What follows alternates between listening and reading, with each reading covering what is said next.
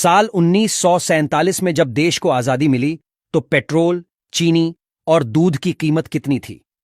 आज पेट्रोल की कीमत 100 रुपए प्रति लीटर पहुंच चुकी है। 1 लीटर दूध के लिए 60 रुपए से अधिक चुकाने पड़ते हैं। लेकिन क्या आपको पता है, जब देश आजाद हुआ तो उस वक्त इन रोजमर्रा की जरूरतों वाली चीजों के दाम क्या था? चलिए जानते हैं। देश की आजादी के वक्त पेट्रोल की कीमत 25 पैसे प्रति लीटर हुआ करती थी, जबकि 1 किलो चीनी के लिए 40 पैसे चुकाने पड़ते। नई साइकिल के लिए कम से कम 20 रुपए की जरूरत होती थी, जबकि दिल्ली से मुंबई तक अगर फ्लाइट से सफर करते तो आपको 140 रुपए चुकाने पड़ते। उस दौर की कीमतें कुछ इस प्रकार हैं। चावल 12 पैसे प्रति किलो, चीनी 40 पैसे प्रति किलो, आलू 25 पैसे प्रति किलो, दूध 12 पैसे प्रति लीटर, पेट्रोल 24 पैसे प्रति लीटर, साइकिल 20 रुपए, सोना 10 ग्राम 88 रुपए 62 पैसे। दिल्ली से मुंबई ट्रेन फर्स्ट क्लास किराया 123 रुपए था। एक अखबार की कीमत 13 पैसे और सिनेमा टिकट 30 पैसे की हुआ करती।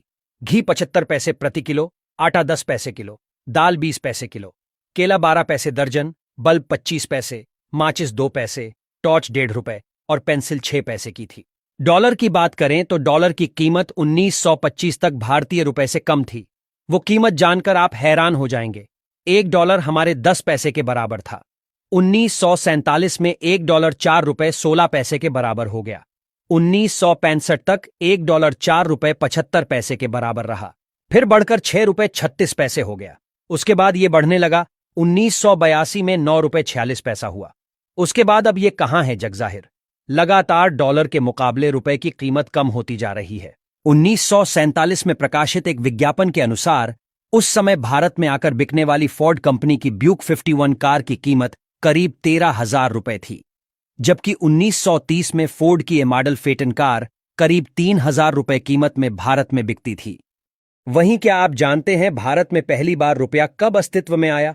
रुपए के शुरुआत की बात 6ठी शताब्दी ईसा पूर्व में बताई जाती है, यानी 2600 साल पहले रुपए की शुरुआत हुई थी।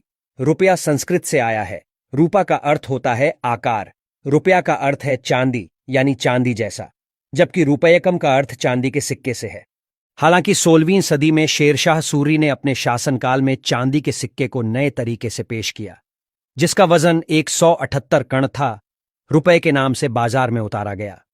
मुगल काल और फिर ब्रिटिश हुकूमत में इसका प्रयोग होता रहा।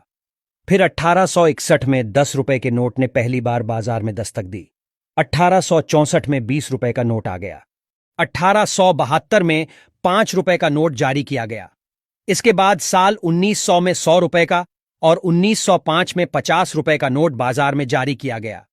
इसके बाद अगले 5 साल में 500 और 1000 रुपए का नोट भी बाजार में आ गया था।